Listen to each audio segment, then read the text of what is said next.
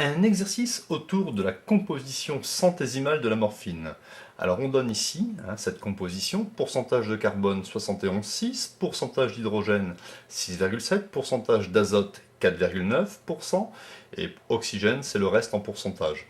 Il faut trouver ici les entiers X, Y, Z, T, N tels que la molécule de morphine puisse s'écrire CX, HY, NZ, OT, indice N, répété N fois.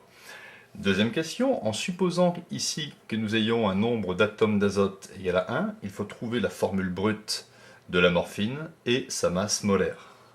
Alors, on va raisonner ici sur 100 g de morphine. Donc 100 g de morphine va correspondre ici, on ne sait pas, à alpha mol. Or, ici, dans une mol de morphine, nous avons NX mol de carbone. Donc, dans alpha mol de morphine, nous aurons NX alpha mol de carbone. Toujours pareil, dans une mol de morphine, nous avons ici NY mol d'hydrogène. Donc, si on considère alpha mol de morphine, je multiplie NY alpha mol d'hydrogène. NZ alpha mol d'azote et NT alpha mol d'oxygène.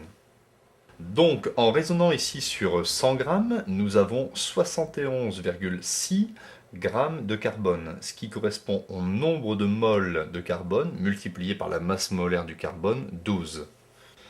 Donc dans 100 g de morphine, il y a 4,9 g d'azote. Donc 4,9 g, c'est le nombre de moles d'azote multiplié par sa masse molaire. Pareil ici pour l'hydrogène, pareil pour l'oxygène.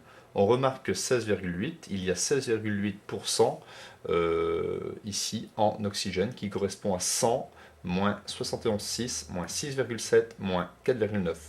Sur 100 g, dans 100 g de morphine, il y a 16,8 g d'oxygène.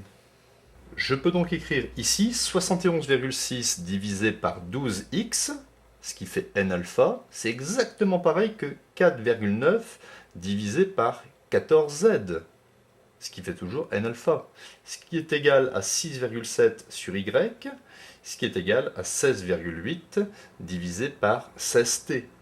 Ces quatre rapports sont égaux en fait à n fois alpha. Ce que l'on fait désormais, c'est que nous allons exprimer x, y, z en fonction de t.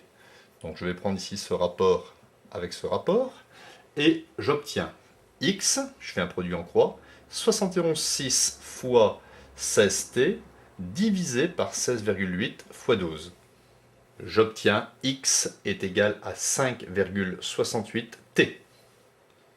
Je fais de même avec y et z en fonction de t. Si je veux y, je fais simplement ici 6,7 fois 16t divisé par 16,8. J'obtiens 6,38t. Si je veux z, je fais ici, je prends ce rapport et celui-là. Donc z est égal à 4,9 fois 16t divisé par 16,8 fois 14. Et j'obtiens z est égal à 0,333t. Donc il me faut maintenant choisir ici la plus petite valeur de t qui me permettra d'obtenir x, y, z comme entier. Si je prends t égale 3, x est égal à 17,04, ça fait à peu près 17. Y est égal à 6,38 fois 3, ça fait 19,14, à peu près égal à 19. Et z est égal à 0,333 fois 3, ce qui fait 0,999, à peu près égal à 1. Donc voilà x 17, y 19, z 1, t c'est 3.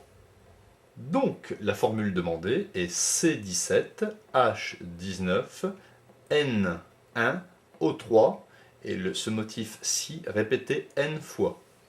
Dans une deuxième partie, on sait que la molécule de morphine ne contient qu'un seul atome d'azote. Donc si la formule c'est celle-ci, forcément il faut choisir petit n égale 1 pour avoir ici un seul atome d'azote. Et la formule de la morphine se réduit à C17H19NO3, un seul atome d'azote. La masse molaire de la morphine, 17 fois la masse molaire du carbone 12, plus 19 fois la masse molaire de l'hydrogène 1, plus 1 fois la masse molaire de l'azote 14, plus 3 fois la masse molaire de l'oxygène 16. Et je trouve une masse molaire de morphine de 285 grammes par mol. Donc dans cet exercice tout à fait intéressant, grâce à des compositions centésimale massique, pourcentage massique d'éléments, nous avons pu retrouver ici la formule brute de la morphine ainsi que sa masse molaire, par déduction.